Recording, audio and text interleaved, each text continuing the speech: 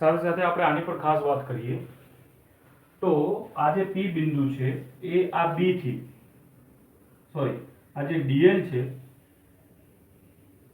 આ DL જે પણ આપણા પાસે અંતર આપેલું છે એ આપણે એઝ વેલ એઝ આપણને ખબર છે r અંતરે છે અને ખાસ જોવા જઈએ તો અહીંયા જે આપણને થીટા મળે છે એને આપણે થીટા ગણીએ છીએ આને આપણે શું ગણીએ છીએ થીટા હવે એક્ચ્યુઅલમાં આપણા પાસે જે બાયો સાવર્ટનો નિયમ આવે એ શું આવે dB = μ0/4 pi I dl sin θ upon r². શું આવે સૂત્ર આપણા પાસે સૂત્ર જે છે એ આ રીતનું થાય that is dB = μ0/4 pi I dl sin θ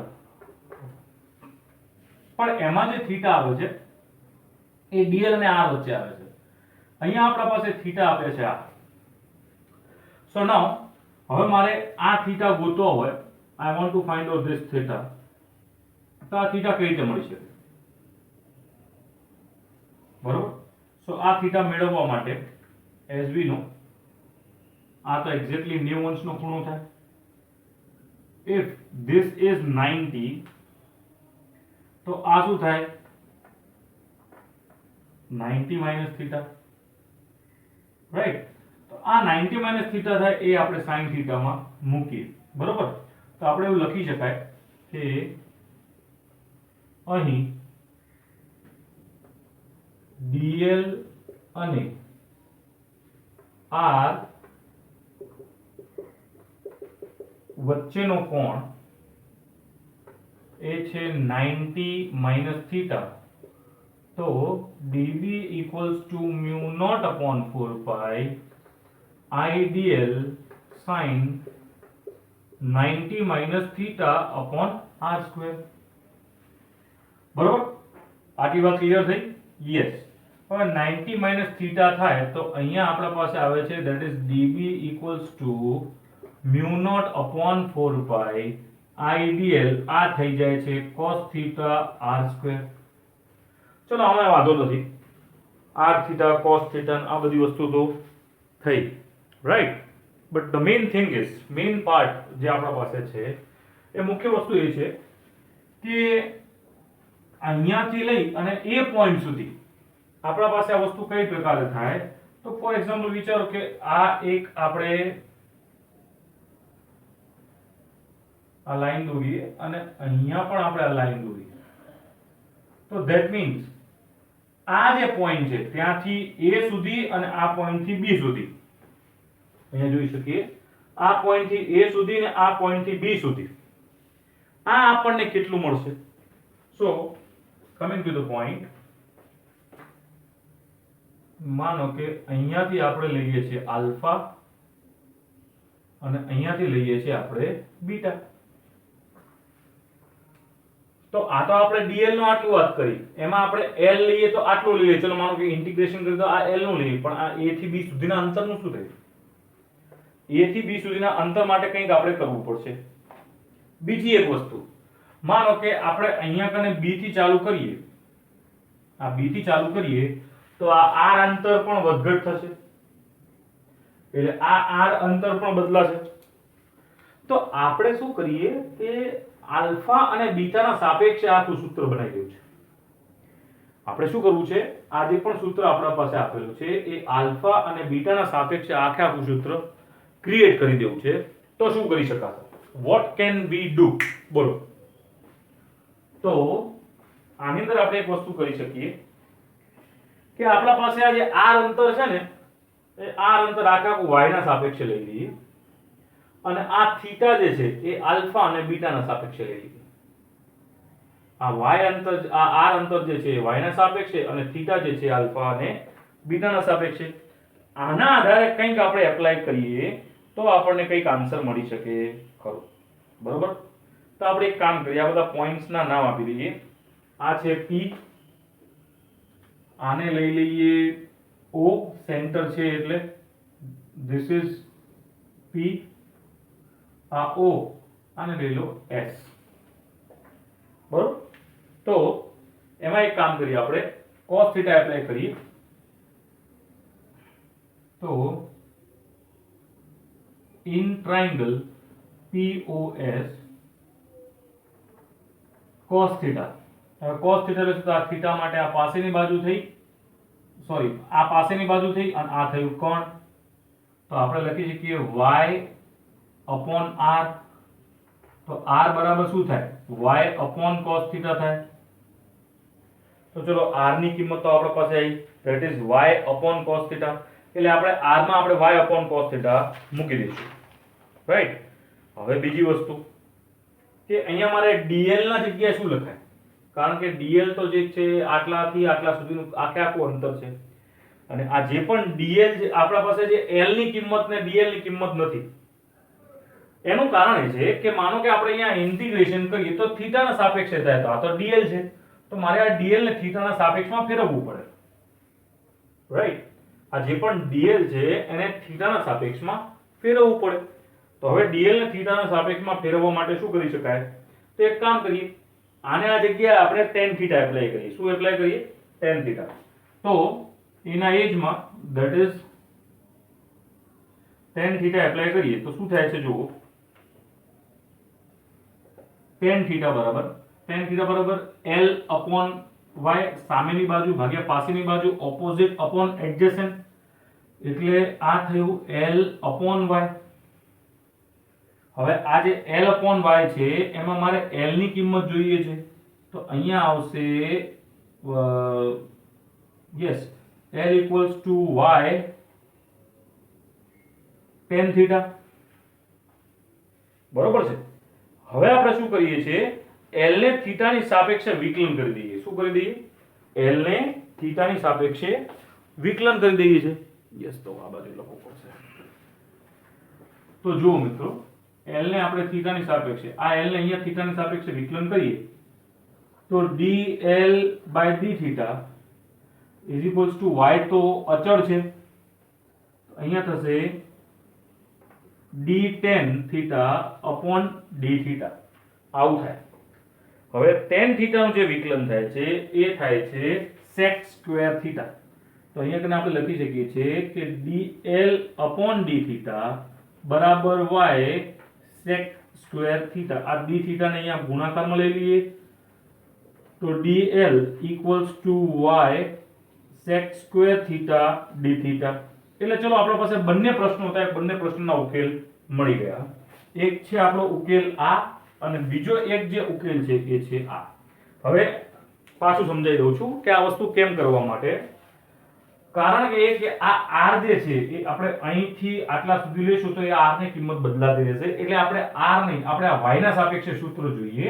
એટલે આપણે અહીંયા કને r ની કિંમત જે છે y upon cos થીટા લખી દીધું. જો અહીંયા y upon cos square theta, y upon cos theta કે cos સ્ક્વેર ના પ્રમાણે લખશું તો આ r ની કિંમત જે બદલાતી હતી એ થઈ જશે અચળ. Condition number first. હવે કન્ડિશન નંબર સેકન્ડ શું છે? કન્ડિશન નંબર સેકન્ડ કન્ડિશન એ છે કે અહીંયા કને cos થીટા છે ને આ dl છે, તો dl નું તો ઇન્ટિગ્રેશન થાય પણ થીટા, આ થીટા જે છે એ બદલતો રહે છે. આ જે થીટા છે એ કન્ટિન્યુઅસલી ચેન્જ થતો રહે છે, તો આ થીટાના કારણે મારે આ dl ને જે છે d થીટા ના સાપેક્ષમાં કરી દઉં તો થીટા નું આપણા પાસે cos theta sin theta cos square theta જે આવે એનું આપણે ઇન્ટિગ્રેશન કરવાનું થાય, એટલે dl ની માથાકૂટ જતી રહે. તો ધેટ ઇઝ વાય આપણે શું કર્યું કે dl ની કિંમત આપણે અહીંયા એપ્લાય કરી. dl ની કિંમત આપણા પાસે આવી છે y sin sec square d theta, l ની કિંમત આ છે, l કદાચ લખવાનું થાય તો, અને r ની કિંમત છે આપણા પાસે y upon cos થીટા. બરોબર. હવે આ બંને કિંમત આપણે આમાં મૂકી દઈએ. બરોબર. આ બંને ટિક માર્ક વાળી કિંમત આપણે આમાં મૂકી છે. that is db equals to mu naught upon 4 by I cos theta. હવે dl ના જગ્યાએ આપણે લખીએ છીએ y sec square theta d theta upon આ છે y square, sorry r square. r square ની કિંમત આપણા પાસે આવે છે that is y square upon cos square theta. આ cos સ્ક્વેર થીટા ઉપર જતા રહે, રાઈટ. હવે ઉપર જતા રહે તો cos નું ઊંધું થાય છે sec, તો cos સ્ક્વેર અને sec સ્ક્વેર એ ઓમે કેન્સલ થઈ જાય. શું થાય છે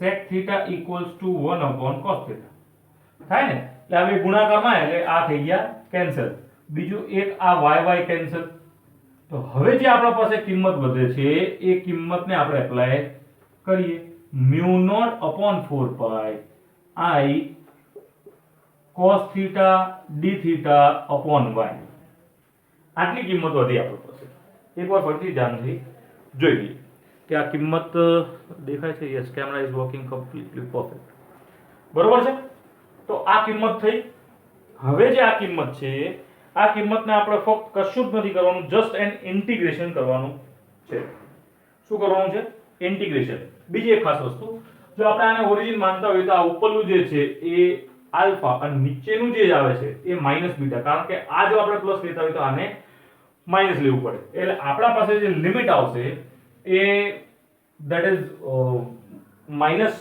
બીટા થી આલ્ફા અપર લિમિટ જે છે આલ્ફા છે અને નીચેની લિમિટ જે છે એ માઈનસ બીટા છે right so b net is equals to integration b આને આપણે ઇન્ટિગ્રેશન માં લઈ લઈએ mu naught upon 4 pi I cos theta d theta upon y minus beta થી alpha આ આપણા પાસે આવી લિમિટ રાઈટ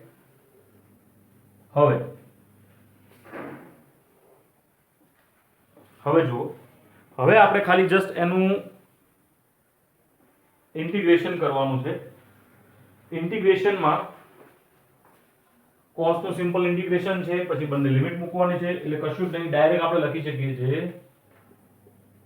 b net એટલે આની વેલ્યુ તો આપણે તમે લખી શકો છો 0 થી b સુધી b net equals to જે કોમન આવતું હતું એ common mu naught upon 4 pi I upon y આવશે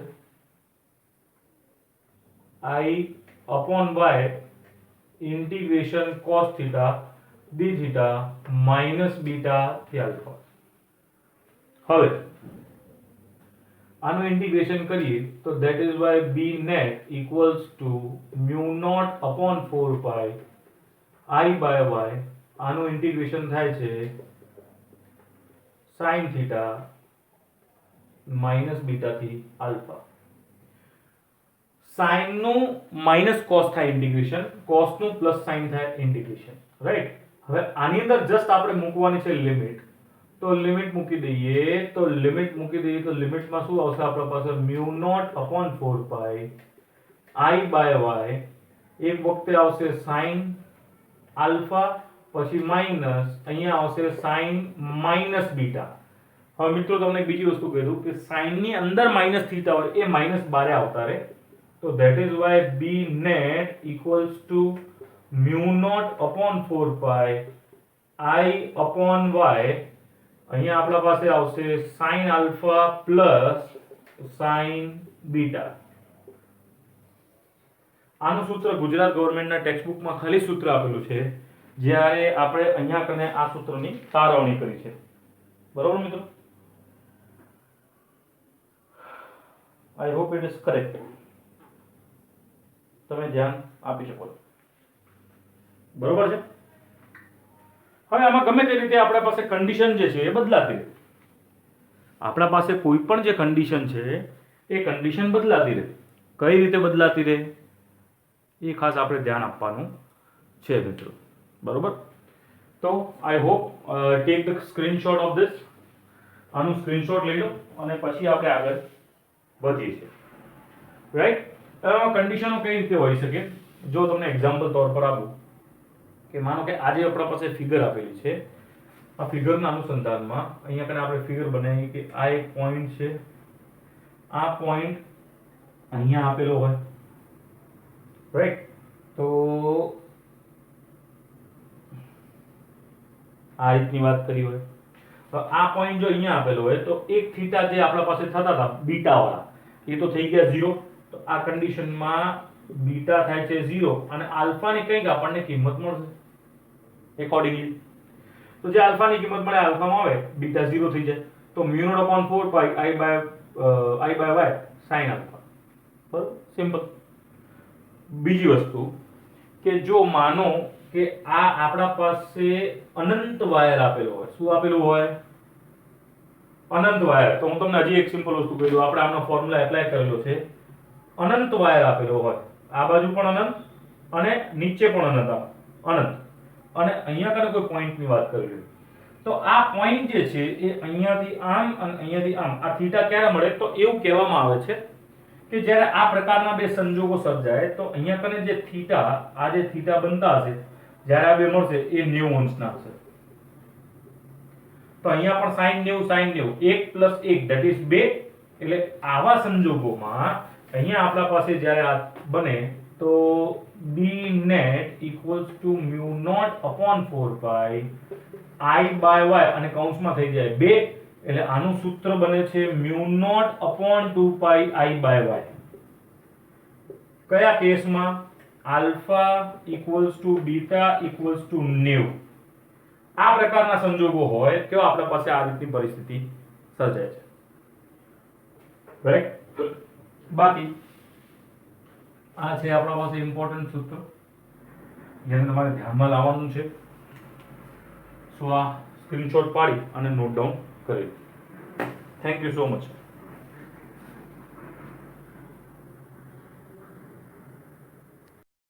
તો મિત્રો અહીંયા આપણે આ વસ્તુ તો જોઈ. આપણે સાથે સાથે એમ્પિયર સર્કિટલ લો પણ જોયેલું છે. તો એમ્પિયર સર્કિટલ લો જે છે એના આધારે અલગ અલગ આપણે પરિસ્થિતિઓ વિચારીએ છીએ કે એના આધારે આપણા પાસે એનું કયા પ્રકારના સૂત્રો મળી શકે છે ચુંબકીય ક્ષેત્ર. રાઈટ? સો એના પર થોડું ફોકસ કરીએ છીએ કે આપણને કઈ રીતના એનું સૂત્ર મળી શકશે, એની કઈ વસ્તુ આપણે એપ્લિકેશન એપ્લાય કરશું, અલગ અલગ પદાર્થો લઈએ છીએ તો શું થાય છે, તેના પર થોડીક આપણે ચર્ચા કરી, થોડુંક ધ્યાન આપીએ. સો કમિંગ ટુ ધ પોઈન્ટ, માનો કે એક અનંત રેખીય વાયરની આસપાસ થતો વિદ્યુત ક્ષેત્ર પ્રવાહ દ્વારા ઉદ્ભવતું ચુંબકીય ક્ષેત્ર. એટલે ફોર એક્ઝામ્પલ અહીંયા કને આપણા પાસે કોઈ પણ એક અનંત લંબાઈનો વાયર છે જે બંને બાજુથી આ રીતે જાય છે, ઉપરની દિશામાં વાયર જાય છે. રાઈટ? તો આના આધારે તમે ઉપરની દિશામાં જાય તો આપણા પાસે ચુંબકીય ક્ષેત્ર જે છે એ સમથિંગ આ પ્રકારે હશે. રાઈટ? આ રીતે. હવે આ રીતે ચુંબકીય ક્ષેત્ર હોય તો આપણે એમ્પિયર સર્કિટલનો નિયમ જે છે એ ચાલે જ છે. એના આધારે માનો કે આપણે અહીંયા કને કોઈ એક dl વિચારીએ જે અહીંયાથી r અંતર પર દૂર છે. અહીંયા કને dl અને b એ બંને આ બાજુ જ થતા હોય. આ છે એનું કેન્દ્ર કે જ્યાંથી આપણે આ વિચારવાના છે P બિંદુ પર. દાખલા તરીકે આપણે આનું ટોપ વ્યૂ જોવું હોય કે આ ઉપરથી તમને કેવું દેખાય છે તો સમથિંગ લાઈક ધીસ કે તમે આવું વિચારી શકો છો. માનો કે આ જે છે આ ટોપ વ્યૂ જે તમને ચુંબકીય ક્ષેત્રનું દેખાઈ રહ્યું છે. ચુંબકીય ક્ષેત્ર છે આ રીતે, આ ચારે બાજુ આની દિશા છે. રાઈટ? આમાં જે ચુંબકીય ક્ષેત્ર છે તમને આ પ્રકારે એપ્રોક્સિમેટલી જોવા મળશે. રાઈટ? અહીંયા કરે માનો કે આપણે ઓલી બાજુ dr વિચાર્યું છે, dl સોરી, તો આ થઈ ગયું dl. આ dl ની દિશા અને b ની દિશા બંને સેમ દિશામાં છે.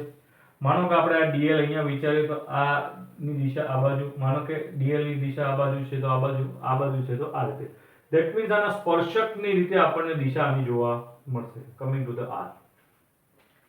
બરોબર?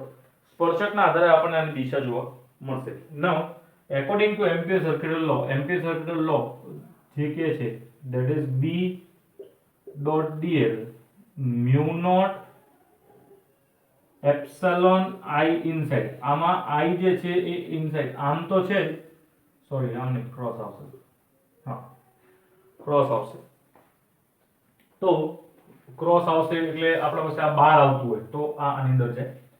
I inside એટલે એમ્પિયર સર્કિટલ લૂપ ની inside. આ શું છે આપણા પાસે? Ampere loop, ampere circuital loop. આના આધારે આપણે ચુંબકીય ક્ષેત્ર શોધવું હોય તો બી તો અચળ છે, integration d l mu into I. B ની કિંમત આપણે શોધવાની છે. ડીએલ ની કિંમત આપણી પાસે થાય 2 પાઈ આર, તો that is equals to 2 pi r. તો આ એક પ્રકારના અનંત વાયર માટેની વાત થઈ. હવે આપણે થોડાક આગળ વધીએ અને કંઈક નળાકારની વાત કરીએ છીએ. કોની વાત કરીએ છીએ? નળાકાર. માનો કે એક પોલું નળાકાર આપણી પાસે આપેલું હોય અને એના આધારે આપણે ચુંબકીય ક્ષેત્ર શોધવાનું હોય. એક પોલું એક નળાકાર છે, રાઈટ? સો એક નળાકાર લઈ લઈએ છીએ આપણે, સમથિંગ લાઈક ધીસ. પણ આ જે નળાકાર છે એ છે પોલું નળાકાર, બરાબર? પોલું એટલે તમે અહીં સમજી શકો છો કે અંદરથી ખોખલું પીવીસી પાઇપ જેવું, રાઈટ? આ રીતે આપણા પાસે એક નળાકાર છે. હવે આ નળાકારના આધારે શું છે કે અનંત રેખીય પોલર નળાકાર, અનંત છે પાછું.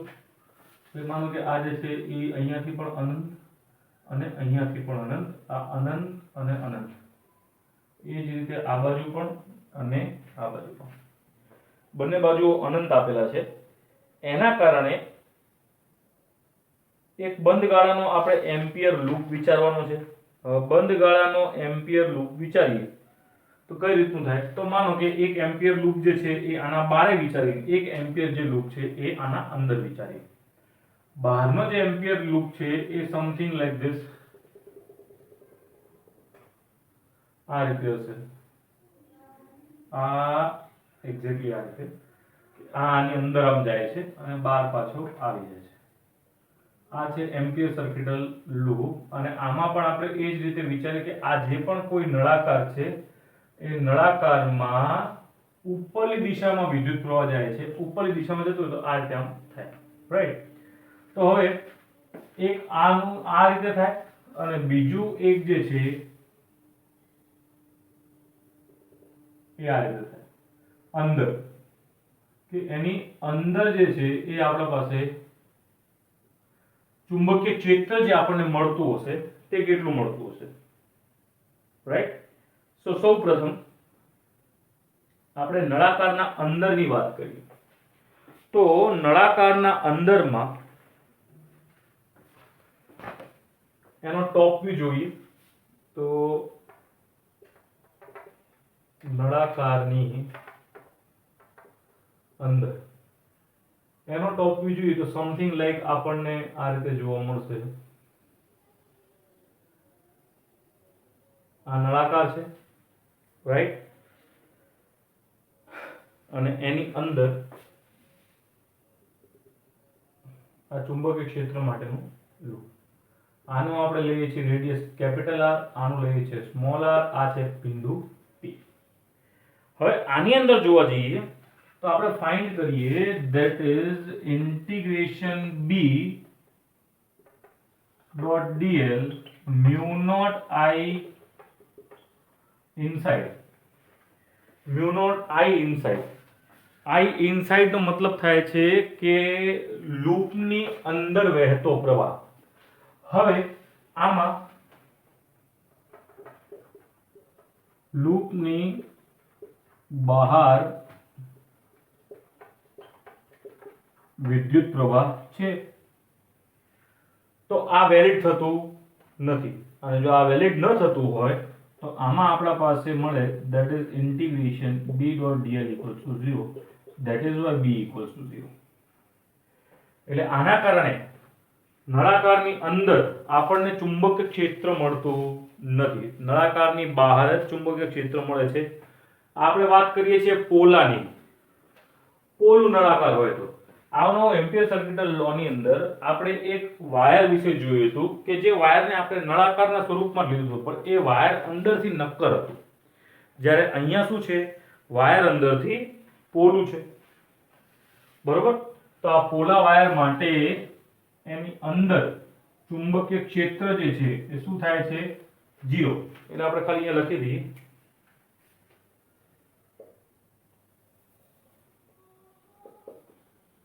પોલા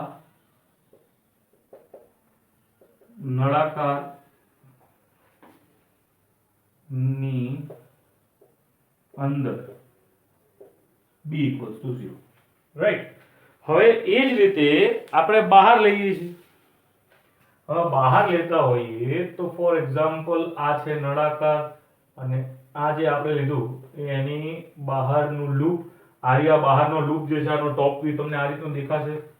આ રીતે આપણા પાસે ચુંબકીય ક્ષેત્ર પ્રસાર થાય છે. જે રીતે આમાં ચુંબકીય ક્ષેત્ર પ્રસાર થતું હોય એ જ રીતે આપણે આની રીતે ફોર એક્ઝામ્પલ કે આ જગ્યાએ dl વિચારી લો, અથવા તો આ જગ્યાએ dl વિચારી લો, અથવા તો આ જગ્યાએ dl વિચારી લો, અથવા તો આ જગ્યાએ dl વિચારી લો. બધામાં આપણને જે b ની દિશા છે એ સ્પર્શકના રૂપમાં મળશે. અહીંયા તને વિદ્યુત પ્રવાહ પ્રસાર આમ આવે છે બહાર. વિદ્યુત પ્રવાહ કેવો આવે છે? બહાર. હવે વિદ્યુત પ્રવાહ બહાર આવતો હોય તો એના આધારે વિચારવાનું છે. બરોબર. બારેનો મતલબ થાય છે ડોટ. બારેનો મતલબ શું થાય છે? ડોટ. તો આ બાર, અહીંયા બારે, અહીંયા બારે, અહીંયા બારે, અહીંયા બારે, અહીંયા બારે, અહીંયા બારે, રાઈટ. બારે આવે છે એટલે બહાર આવતું તો આ દિશામાં થાય, રાઈટ. સો આ તો થયો વિદ્યુત પ્રવાહ. હવે આના આધારે માનો કે આ આપણે જે અંદરથી આટલા સુધીની જે પણ ત્રિજ્યા લઈએ છે એ સ્મોલ r લઈએ છે અને આની ત્રિજ્યા છે એ capital R. Again ampere circular law, B dot dl mu naught epsilon I inside. તો ઇન્ટિગ્રેશન B dot dl. હવે આ લૂપની અંદર જ વિદ્યુત પ્રવાહ છે એટલે આમાં વિદ્યુત પ્રવાહ એપ્લાય થશે. લાસ્ટમાં આપણા પાસે થયું નતું. હવે ઇન્ટિગ્રેશન dl ના જગ્યાએ લખાય 2 pi r. તો અહીંયા કને આપણા પાસે આવ્યું 2 pi r. તો આઉટસાઇડ માટે આપણા પાસે આ પ્રકારનું થાય છે પોલાર નળાકારમાં. તો પોલાર નળાકારની બહાર what else here? B = mu naught I upon 2 pi r, right? So આ નળાકાર માટે આપણે જો કોઈ આલેખ વિચારવો હોય, કોઈ પણ આપણે આલેખ વિચારવો હોય તો એ આલેખ શું વિચારી શકીએ છીએ જોઈએ. નળાકાર માટેનો આલેખ B અને R વચ્ચેનો. તો એમાં આપણને જે આલેખ મળશે એ સમથિંગ લાઈક ધીસ અહીંયા મળશે આ રીતે. કારણ કે અહીંયા કને B 0 છે. જ્યારે સ્મોલ r બરાબર કેપિટલ R થાય ત્યારે મેક્સિમમ મળે છે અને જેમ જેમ r દૂર જાય તેમ તેમ ઘટતો જાય છે. કારણ કે આ જે B છે એ વ્યસ્ત પ્રમાણમાં છે. B ચલે છે 1/r. That is why. બરોબર. તો આ એક્ઝામ્પલ હતું આપણા પાસે નળાકાર માટેનું કે જે અંદરથી પોલું નળાકાર છે. બરોબર. એનો આલેખ અહીંયા તમને દર્શાવેલો છે. આને તમે અહીંયા લખી શકો છો. We can write here as NB max. બરોબર છે. અહીંયા આપણે B max ને લખી શકીએ છીએ. બરોબર. ઓકે મિત્રો. તો આ નળાકારના બહાર અને અંદરની ચર્ચા થઈ. નક્કર માટે તો તમને ખ્યાલ જ છે. ધેટ ઇઝ B ચલે છે R અને B ચલે છે 1/r. બરોબર મિત્રો. સો કીપ ધીસ ઇન માઇન્ડ. આપણે આ લેક્ચર આટલા સુધી રાખીએ છીએ. Thank you so much.